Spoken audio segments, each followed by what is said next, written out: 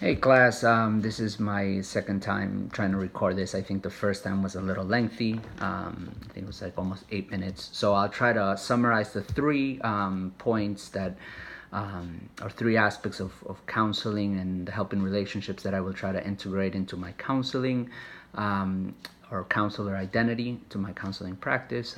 The first being that I think there is I think it's important that we, and certainly myself, that I become an eclectic practitioner, that I am able to gather from different practices. I was thinking that along with the person-centered approach, which I think is the one that I lean towards the most at this moment, I I think that we start with the client, right? Ethically, we start with what the client is doing, why they're coming to us. We start with the client, and then so we give them tools and we use modalities and even the wisdom that God gives us. I think is to meet the client where they're at, and so um, I think that we are indebted to God for giving genius and such great insight and intelligence and wisdom to men, not just Christians, but other men who have studied human emotions, behaviors, cognitions, culture, etc., etc. And they have developed their theories because of their own experiences, but certainly because of the people that they themselves were trying to counsel. And so they I wrote theories of modalities arose as complexities of human behavior, cognition, emotion, and studied, etc., were studied and counseled by very smart people. And so we would do very well, and I hope to implement as many of those tools as I can. I was also told by a mentor who's a counselor that it is important that we learn to specialize on certain things so we become more marketable with those specialties. So that's the first thing that I would say. Second, I hope to implement ideas and wisdom from logotherapy into my practice.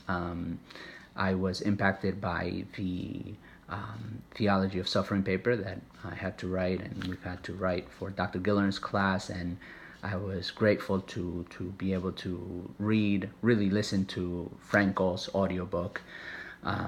And I remember experiencing a lot of difficulties a few years ago, and my sister was also going through a lot of different problems, and we were both suffering for sure. And we both decided to deal with the experience differently. And I remember telling her, without really knowing much about this, it sounded good when I said it, that it seems that worse than suffering is suffering for no purpose or with no meaning. And then after reading and writing that paper and reading Frankel's ideas and his survival story and how he's been able to counsel others by making meaning, especially, and the fulfillment that you get from meaning and living a life of purpose, and especially in the face of suffering, right? And I think Jesus is the perfect example of that, and I love that it's called logotherapy, because we know that Jesus is the logos.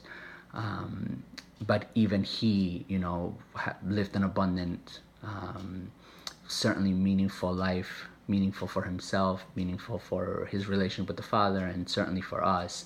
And how his life was in many ways culminated or peaked in suffering, right? And yet there was so much meaning that can be gathered from that. And if his life needs to be the example for how we live our lives and how we encourage others, I guess, to live their lives. Of course, in counseling, we want to meet the client where they're at. But if we can, even in counseling, I think if we can help others be more like Christ, I think we are doing well. And then the last point that I want to share is that I definitely think there's a lot of merit to rational emotional behavioral therapy or cognitive behavioral therapy. I think I haven't done a lot of research, but it seems like that's the most widely used, accepted. And I think also, as I mentioned before, with the person-centered approach, I think that's becoming a bigger part of our field as well. Yesterday, in a conversation with my sister, I shared with her that she was complaining about, how she was bothered by an interaction in this one person, and I said to her that probably what is bothering her is not necessarily this person, their actions, what they said, but how she herself took them, right? And the reason why she took it a certain way is because of what's inside of her, what emotions, beliefs, ideas about herself and the world. Anyways, and I think Rosenthal quoted the Stoic Greek philosopher Epictetus, who said, "Man is disturbed not by things, but by the views he takes of them." So these are just some of the things that I hope to implement into my counseling from Chapter 5 of Rosenthal. Sorry again, I think I went a little lengthy.